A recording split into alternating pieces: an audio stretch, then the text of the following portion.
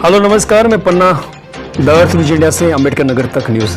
उत्तर प्रदेश में ठंडी दिन ब दिन बढ़ती जा रही है। अनुमान लगाया जा रहा है कि दिसंबर में और भी ज़्यादा ठंडी पड़ेगी।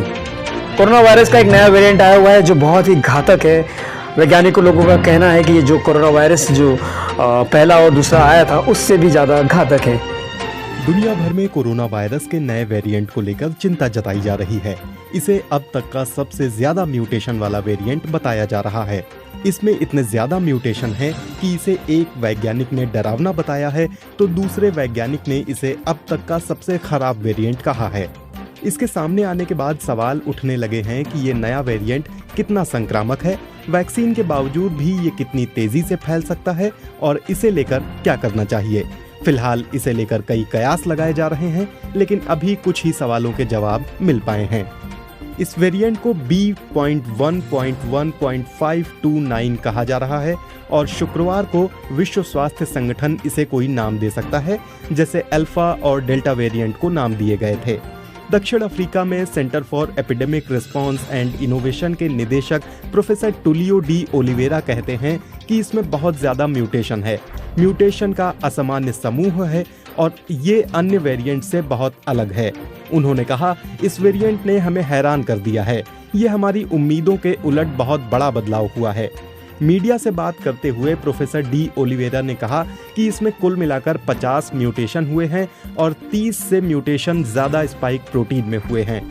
ज्यादातर वैक्सीन प्रोटीन पर हमला करते हैं और इन्हीं के जरिए वायरस भी शरीर में प्रवेश करता है।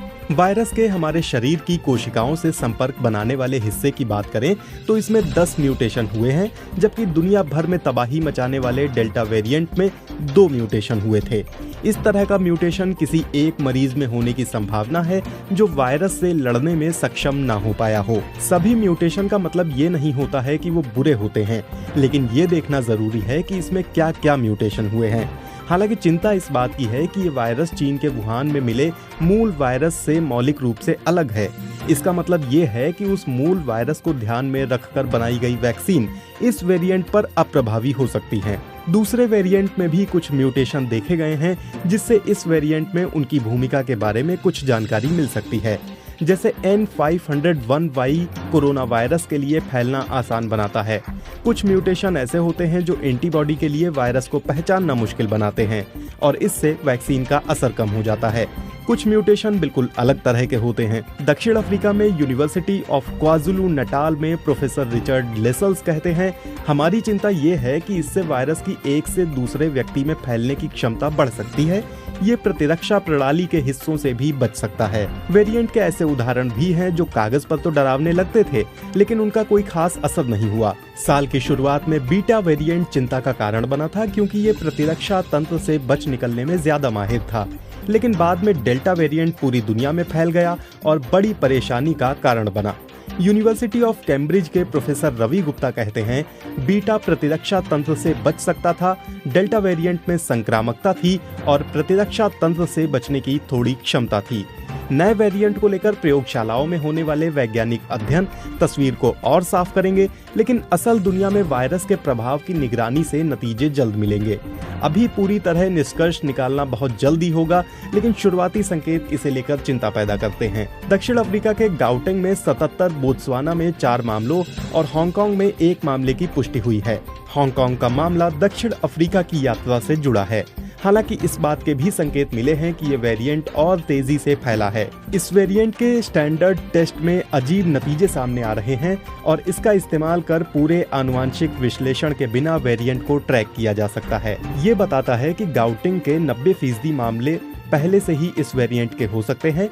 ये दक्षिण अफ्रीका के कई प्रांतों में पहले से ही मौजूद हो सकता है, लेकिन इससे ये पता नहीं चलता कि ये डेल्टा वेरिएंट के मुकाबले तेजी से फैल सकता है या नहीं, ये कितना गंभीर है और वैक्सीन से बने प्रतिरक्षा तंत्र से ये कितना बच सकता है। इससे ये भी पता नहीं चलता कि ये वेरिएंट उन देशों में कितनी तेजी से फैलेगा जिनकी वैक्सीनेशन दर दक्षिण अफ्रीका की 24% वैक्सीनेशन दर से कहीं ज्यादा है। फिलहाल हमारे सामने ऐसा वेरिएंट है जो हमारी चिंताएं बढ़ा रहा है, लेकिन हमें उसके बारे में बहुत कम जानकारी है। इस वेरिएंट पर करीब से नजर रखे जाने की जरूरत है और ये सोचने की जरूरत है कि कब क्या करना है। इस महामारी ने हमें सीख दी है कि हम सभी सवालों के जवाब मिलने तक इंतजार नहीं कर सकते। इस वेरिएंट की गंभीरता देखते हुए भारत के केंद्रीय स्वास्थ्य मंत्रालय ने गुरुवार को राज्यों को निर्देश दिया है कि वो दक्षिण अफ्रीका, हांगकांग और बोत्सवाना से आने या जाने वाले यात्रियों की सख्ती से जांच करें और उनका परीक्षण करें।